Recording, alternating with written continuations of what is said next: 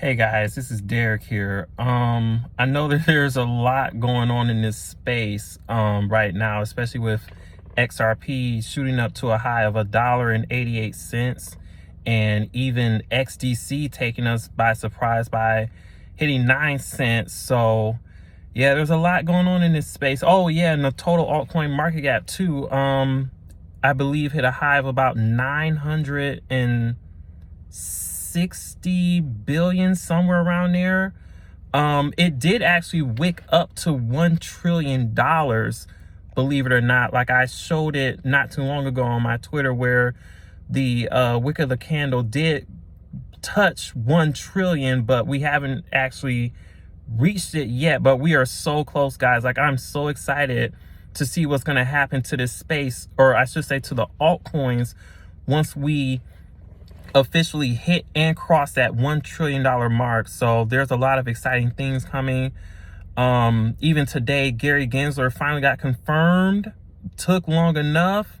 Can't wait to see what's going to happen. Oh, and as I'm recording, it says HBAR is up 6.33% in the last 28 minutes. So HBAR has been a bit of a slow one, but yeah, once that sucker takes off, it's gonna be a beast, just like Quant and a few others. Like HBAR and Quant have been pretty quiet as of late, but that just goes to show that once those two in particular make up their mind to like really take off, then it's really gonna shake up the crypto space, that's for sure. So this YouTube video is actually going to be a bit of a special one. There's been some mentionings of a 4-phase plan that I have written up. In this particular video, I'm only going to be revealing 3 out of the 4 phases, because the fourth phase, shall I say, is going to be really heavy. So there's going to be a separate video as the time comes closer to specifically reveal what the 4th and final phase of my master plan is. So with that being said, phase 1, I've kind of already started on my own, and that's basically to pay off all my credit cards and pay off whatever outstanding loans that I have, whether it be student loans or personal loans or whatever. That is for sure like the first thing on the agenda. So once I get those 2 things out of the way, it's already going to set me up.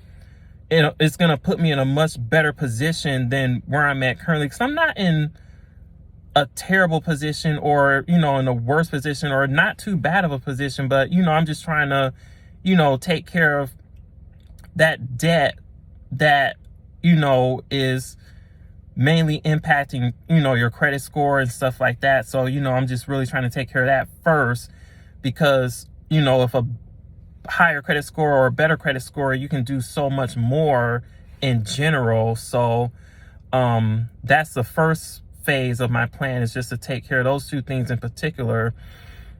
Phase 2 will merely be a continuation of phase 1, just looking to see how else I can polish my credit report to make my credit score as good as possible, while also kind of taking more of a transitionary phase from my current home over into an apartment, just to try to start that transition, because I'm looking to get, you know, more of an open space that will allow me to work from home more efficiently, and to just have an overall better setup, so that I can work from home, hopefully get back into my video games soon, because I do have quite a few video games on PlayStation 4. Like, I'm waiting for that. I'm waiting to get the PlayStation 5. I'm in no hurry to get that at all. So yeah,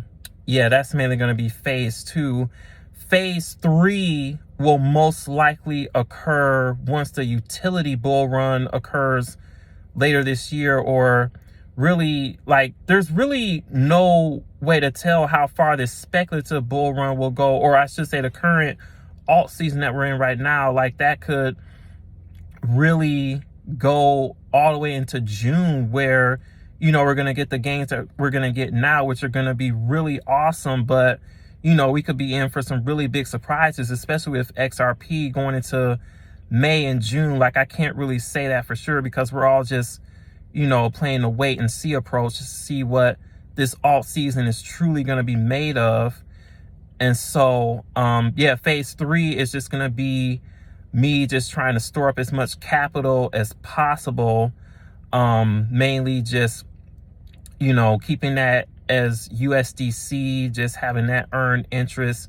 And then, of course, continuing to hold on to my long-term bags where once the prices really start to go sky high, I'm just going to hold those long-term bags, not sell any of those anytime soon. It's just going to be a massive long-term hold for like at least the next 3 to 5 years, because, you know, as this space continues to mature over the next 3 to 5 years and even going beyond that, it'll be best to determine what those long-term bags, what those long-term holds are going to be, and then just hold it. Because at some point, you know, once I take care of all my debt, once we take care of all of our debt and, you know, we have plans to retire, do our own thing, like there's going to be some point where we literally just forget about what we have. Like, not entirely, but it's like we're just going to, you know, like not check the charts as much, not check our holdings as much. Like, it's just really going to be on autopilot. And I say that because, like, even with the stock market, it's like I barely even check the stock market like I used to, because right now my number one primary goal is to focus on my crypto holdings, my crypto earnings, just getting that squared away, making sure that all that's good while we are in this confirmed bull run, this confirmed alt season. So just making sure that all that's taken care of. And so, yeah, that's pretty much the first 3 phases of my plan. Like I said, I'm going to save the 4th and final phase for a separate video, for a separate time, because that one is definitely going to be the heaviest one out of everything that I'm trying to accomplish this year. And yeah, that's another thing to keep in mind. This is all stuff that I'm trying to accomplish this year. Like, before the end of the year, I would say, like, I think it's definitely possible for me to accomplish all this in this year, in this 2021. So yeah, this is pretty much the video that I have for you. Like I said, I know that we were really excited to see XRP take that next leg up. Again, if you follow the Fibonacci retracement chart, we do have the 702 retracement level at around $2.10, I believe, that's coming up. So I know a lot of us are curious to see what's going to happen when XRP hits that major retracement level, the 702 at $2.10, because keep in mind, this is a Fibonacci retracement of the entire bear market that we went through. So we have the 702 retracement, and then we have the 786 right after that. So we need to see what happens at those critical levels. And then from there, we have the full extension that would take us to just under $13. And that's just looking at things from a mathematical perspective. Like, I really want to thank Blockchain Backer for keeping us in the loop of how we should be tracking this from a mathematical perspective, because of the fact that we are still, you know, in a speculative bull run. We should be keeping that in mind. We should keep that at the forefront of our minds, because even with that analysis, like, we don't know what's going to happen. Like I said, I think we're going to be in for some surprises, especially with XRP. I think it's going to extend just a little bit past that, that full extension. So, yeah, like I said, we'll just have to see what happens the rest of this month, going into May, and even going into June. Like, I believe that we're going to really be in for some surprises. So we'll just have to see what happens. So, yep, just going to wrap this up. So I got to get dinner. It's 7:36 Eastern Standard Time over here. So It's gonna be getting dark soon. I gotta get ready for tomorrow because this Coinbase IPO is launching tomorrow. So we're gonna see what excitement that's gonna bring. So I hope you all have a wonderful day, wonderful evening. Again, thank you all so very much for the love and support on my Twitter profile. You can follow me at SonofDestinyXRP, as you guys already know. I'll be posting this video as soon as I get back home. And you guys just stay bullish, because you know we're in the game right now. We're in it to win it. So we always want to have each other's back and support one another.